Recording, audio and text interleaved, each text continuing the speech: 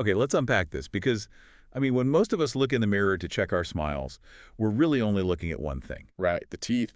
Exactly, the teeth. We obsess over keeping them perfectly white, perfectly straight, and cavity-free. Oh, absolutely. It's like we are entirely focused on this shiny paint job of a house, while just completely ignoring the fact that the foundation it's built on might be, well, slowly rotting away. Yeah, that's a really great way to put it. And that blind spot is exactly what we're focusing on today. We're doing a custom-tailored deep dive for you into an incredibly detailed article on Adem Naturals ProvaDent and the 5 signs of weak gums. Which is such an important topic. It really is. And our mission here isn't to give you that standard guilt-inducing, brush and floss lecture that you always get while sitting in the dentist's chair. Right. Nobody wants that. Nobody wants that. Instead, we're going to explore the highly complex microscopic ecosystem living inside your mouth right now, which is really a massive shortcut to understanding modern oral wellness. It changes everything once you see it that way. So why are we so laser-focused on the teeth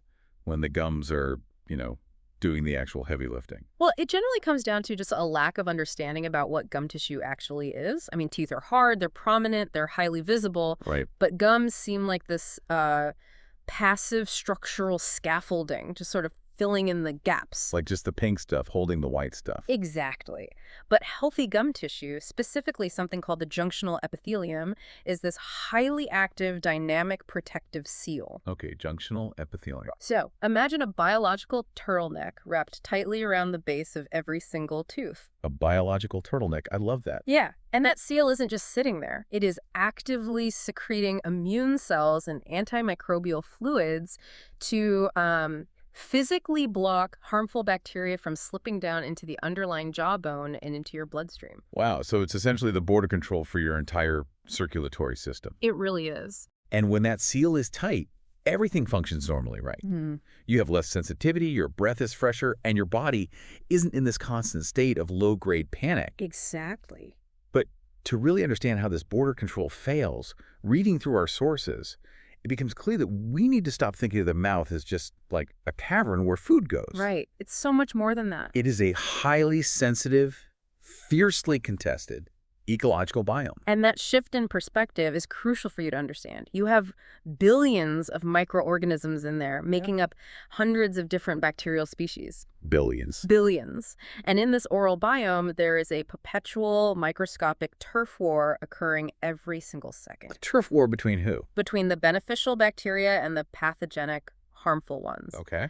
The beneficial microbes are, well, they're the peacekeepers.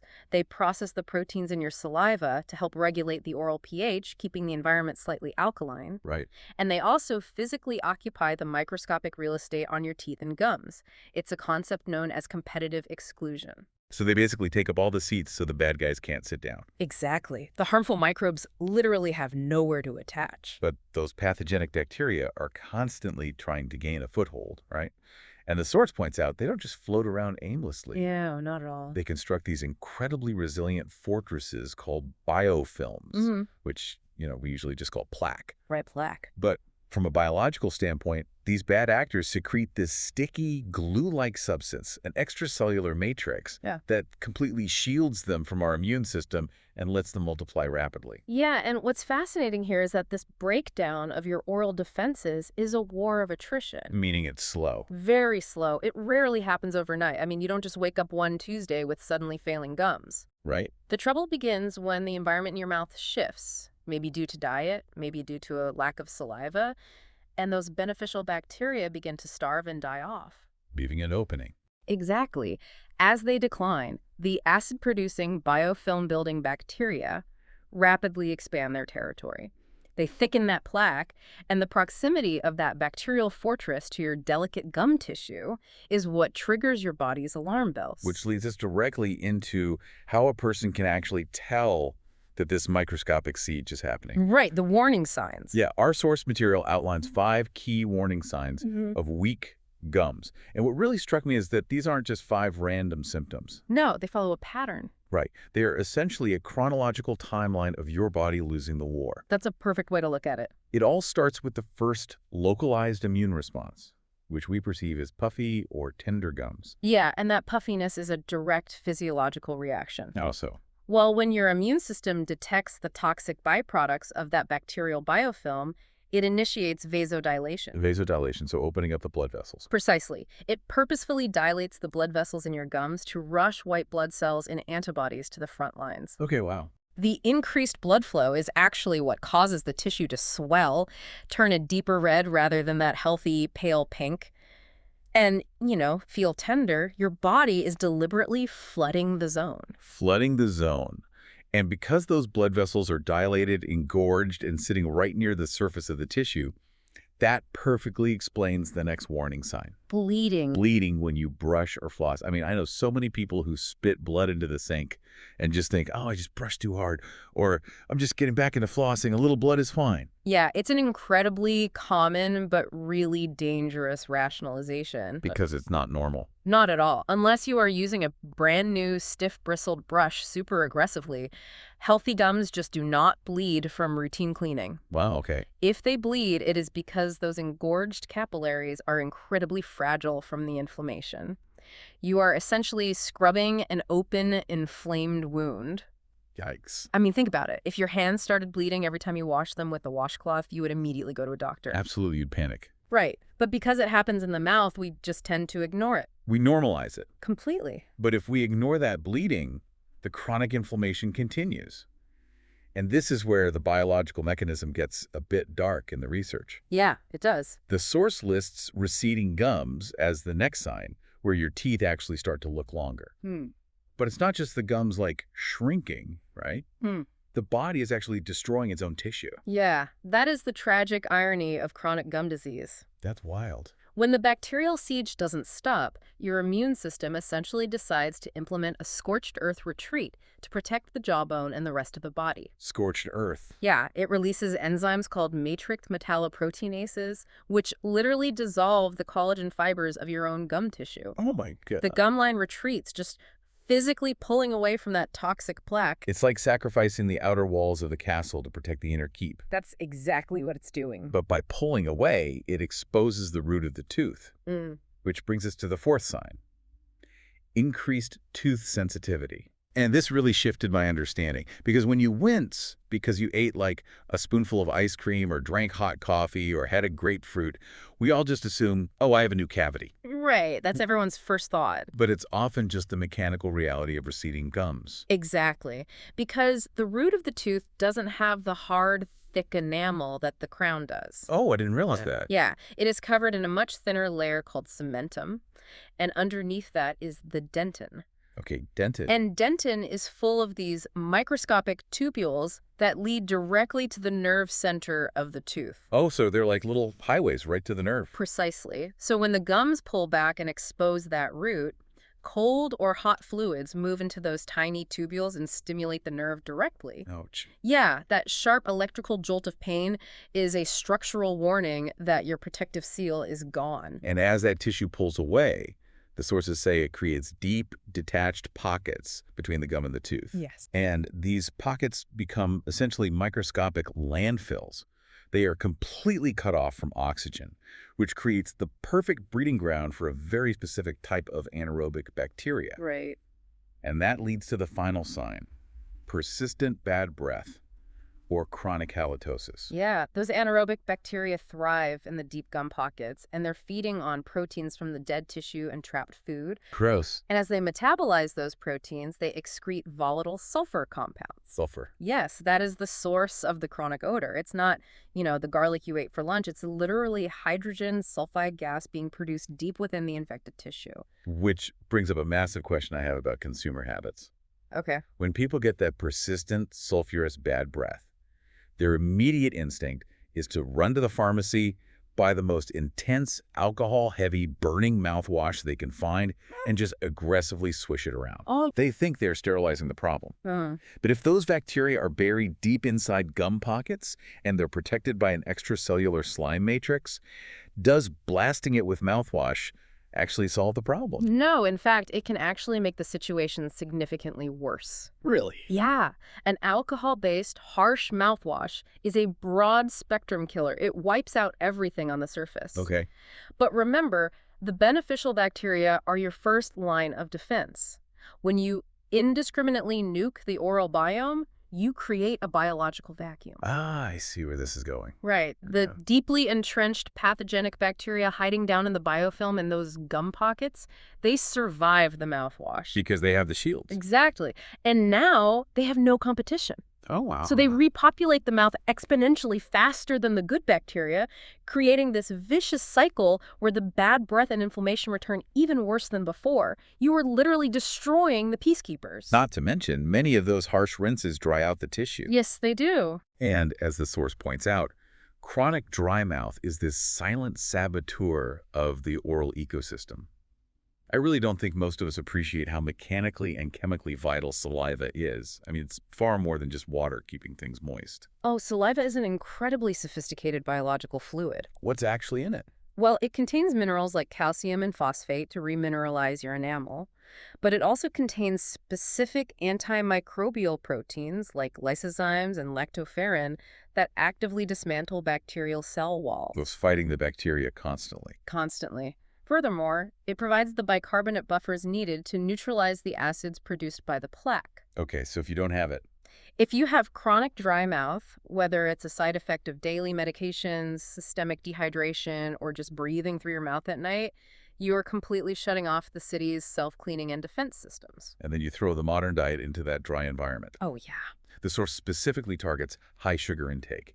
And, we know sugar causes cavities, but we rarely talk about its effect on the gums. Because sugar is highly fermentable fuel.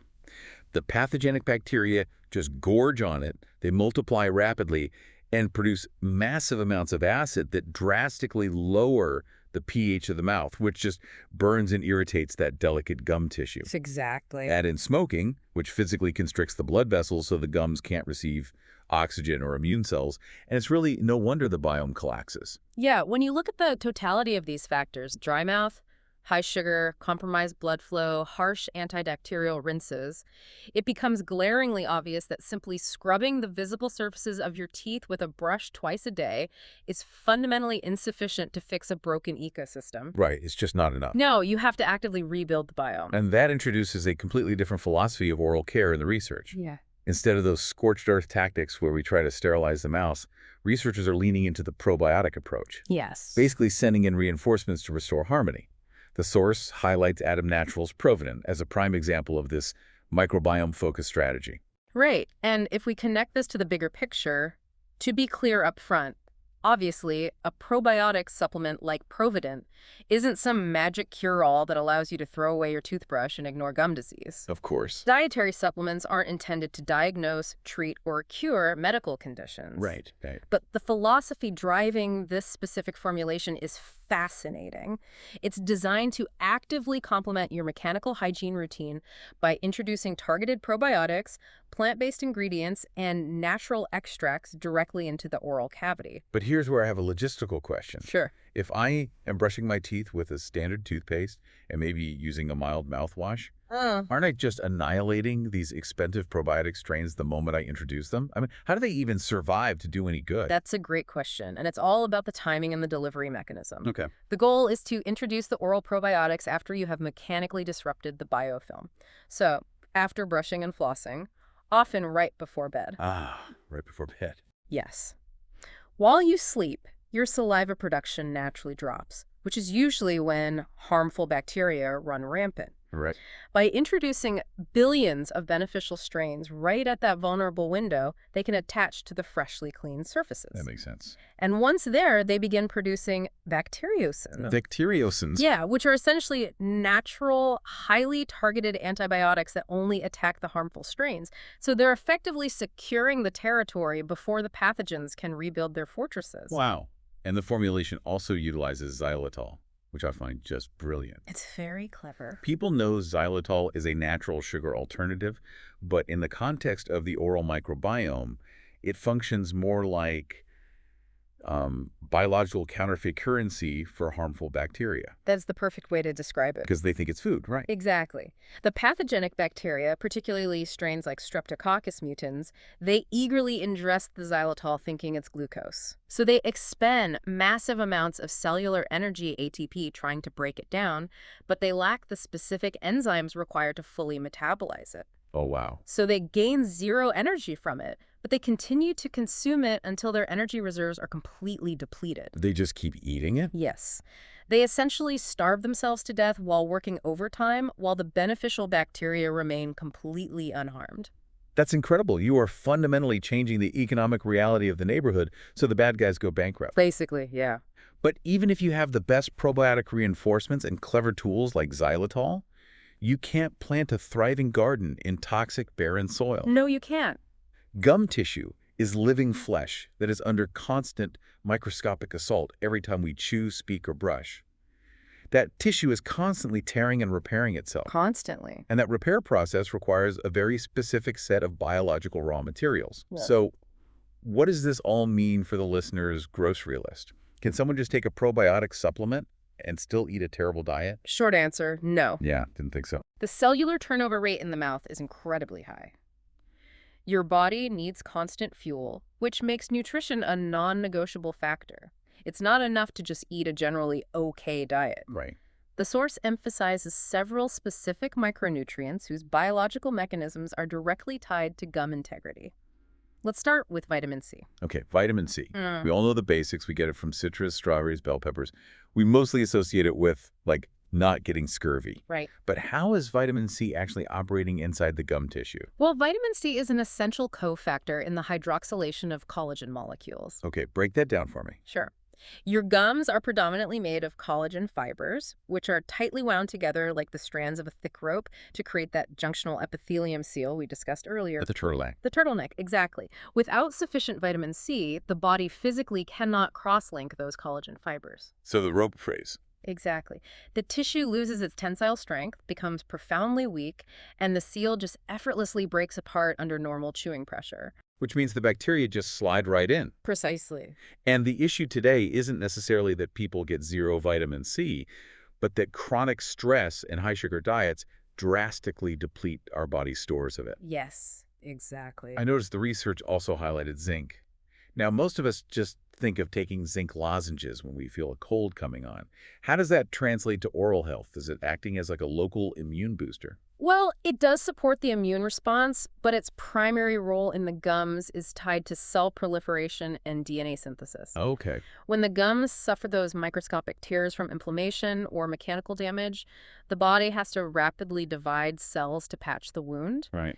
Zinc is a critical component of the enzymes that read and replicate DNA to create new, healthy tissue. So if you don't have enough zinc. If you are deficient in zinc, which is often found in pumpkin seeds, chickpeas, and lean meats, your body's ability to repair the physical damage severely lags behind the rate at which the bacteria are destroying it. Man, it's like trying to build a brick wall, but you're running out of mortar. That's a great analogy. And then we have antioxidants, which you get from blueberries, spinach, green tea. I feel like antioxidants is one of those buzzwords thrown around in every health article, but what is the actual mechanism stopping the damage here? To understand antioxidants, you have to understand oxidative stress. Okay. When your gums are chronically inflamed, the immune cells fighting the bacteria release massive amounts of free radicals as a byproduct. And free radicals are bad. Yes, they are highly unstable molecules missing an electron. So they violently steal electrons from the cell membranes of your healthy gum tissue, a process called lipid peroxidation, which permanently destroys the cell. Oh, wow. But antioxidants act as a sacrificial barrier. They happily donate an electron to the free radical, neutralizing it before it can rip a hole in your healthy gum cells. So they literally defuse the bomb before it goes off. Exactly. And rounding out the nutritional profile, we have vitamin D and calcium. Now, we know calcium builds the jawbone that anchors the teeth, but vitamin D is the gatekeeper, right? Precisely.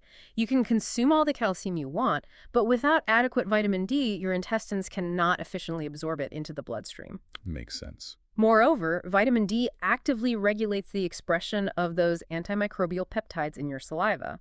So it's both fortifying the structural bone and arming the saliva with chemical weapons. That is wild. So synthesizing all of this, maintaining a healthy mouth is this deeply interconnected system. You absolutely need the mechanical cleaning brushing twice daily with a soft bristled brush, and flossing to physically break up the extracellular matrix of the biofilm where the brush can't reach. Absolutely non-negotiable. You need the hydration to ensure your saliva can buffer acids and deliver those antimicrobial proteins. You need the micronutrients to provide the mortar for tissue repair, and, crucially, you need to cultivate the microbiome, potentially utilizing targeted tools like ProvaDent to ensure the peacekeepers actually hold the territory. Right, and you must remain observant, recognizing the 5 warning signs early. The puffiness, the bleeding, the recession, the sensitivity, and the odor allows you to intervene before the structural damage becomes irreversible. Right. And knowing when to call a dental professional is paramount. I mean, if you are experiencing severe localized pain, loose teeth, visible pus, or swelling that does not subside, you have moved well past the point of supplements and dietary tweaks. Yeah, that's not a wait-and-see situation. No, you need clinical intervention to stop the infection from spreading to the jawbone. Definitely. So to wrap up our deep dive today, for you listening, I think the most empowering takeaway from this source material is that weak gums are not an inevitability of aging, No, they're not. nor are they this mysterious sudden catastrophe. They are the result of a very gradual shift in your microscopic ecosystem. Brushing and flossing remain the non-negotiable cornerstones, but true, long-term oral wellness requires treating your mouth like the complex biome it actually is. It requires a holistic perspective. And, looking closely at the specific mechanisms outlined in the research, there's a connection that I find incredibly profound to leave you with. Oh, I'd love to hear it. The sources detail how chronic stress elevates cortisol, which not only drastically reduces your protective saliva flow, but also systematically suppresses the immune cells needed to keep pathogenic bacteria in check. Wow.